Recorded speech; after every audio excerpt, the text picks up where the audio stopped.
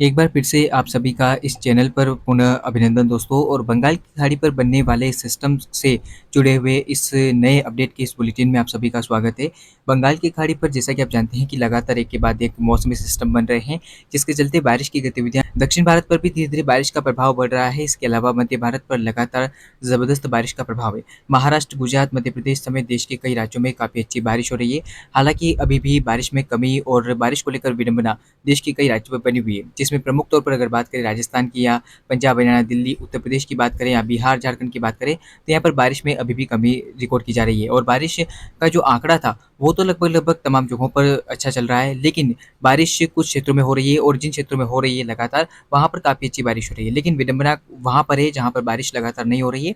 और अब जल्द ही बंगाल की खाड़ी पर सिस्टम बन रहा है, तो क्या इस सिस्टम के चलते बारिश की क्या उम्मीद है उन राज्यों पर जहाँ पर बारिश नहीं हो रही है? और बंगाल की खाड़ी पर इस बार एक ताकतवर कम दबाव का क्षेत्र बनेगा, जो आगामी समय में डिप्रेशन का रूप भी ले सकता है। इसको लेकर क्या संभावना है, इस वीडियो में जानकारी प्राप्त करने की कोशिश करेंगे। 18 जुलाई को ये सिस्टम बंगाल की खाड़ी के उत्तर पश्चिम भागों पर विकसित होगा और उम्मीद यह है कि इंटेंसिफाई होता हुआ ये सिस्टम लगभग हम देखें तो भुवनेश्वर के आसपास पहुंचता हुआ डिप्रेशन का रूप ले सकता है। और हवाओं की स्थिति आप देखिए किस तरह से ये सिस्टम जो है इंटेंसिफाई हो रहा है और लगातार बंगाल की खाड़ी से हवाएं पहुंचेगी। सीधा मैं आपको इस वीडियो के जरिए बारिश की ही संभावनाओं की जानकारी दूंगा, क्योंकि बारिश का होना काफ़ी ज़्यादा आवश्यक है इस समय। और सोयाबीन की फसल का जो सूखने की स्थिति है, जहाँ पर बारिश नहीं हो रही है, वहाँ पर लगभग आने लगी है, क्योंकि अब बारिश को लेकर काफ़ी समय हो चुका है। लगभग 10-15 दिन से अगर बारिश नहीं होती है तो ऐसे में किसानों को नुकसान की आशंका रहेगी। और इसके मद्देनज़र देखते हुए अगर हम देखें तो बंगाल की खाड़ी से सिस्टम आ रहा है और भारत के कई राज्यों में बारिश होगी। फिलहाल बारिश का सिलसिला तो जारी है, लेकिन बारिश उन्हीं क्षेत्रों पर लगातार हो रही है जहाँ पर बारिश का प्रभाव है। हालांकि उन क्षेत्रों पर अभी भी सूखे के हालात बने हुए हैं जहाँ पर बारिश लंबे समय से नहीं हुई। तो यही विडंबना भारत के राज्यों पर बनी हुई है।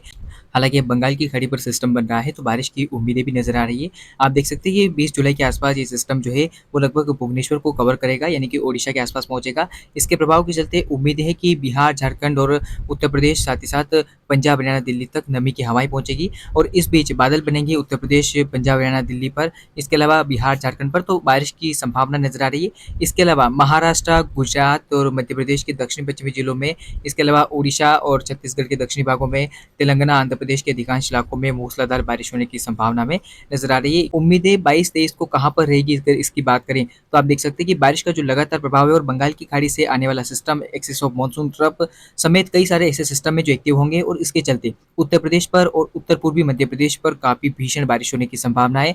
और बाढ़ के हालात भी कुछ जगहों पर विकसित हो सकते हैं, क्योंकि कम दबाव का क्षेत्र है और ये कम दबाव का क्षेत्र रात दिन बारिश देने वाला है। तो अब ऐसे में बारिश का लंबा स्पेल रहेगा, सावधानी की आवश्यकता आपको रखनी होगी। इसके अलावा 23 जुलाई की अगर बात की जाए तो 23 जुलाई को आप देख सकते हैं कि ये सिस्टम उत्तर प्रदेश के उत्तरी भागों पर और उससे सटे हुए दिल्ली के दक्षिण में पहुंच रहा है।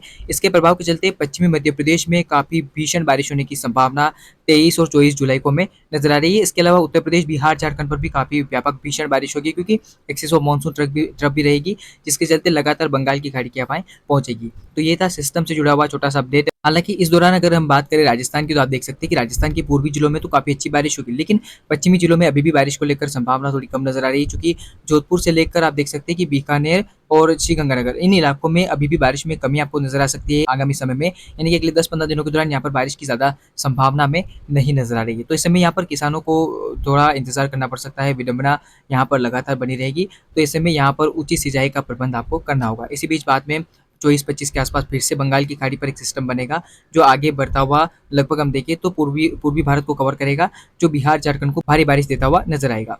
फिलहाल इस अपडेट में इतना ही। लगातार चैनल पर बने रहें। धन्यवाद।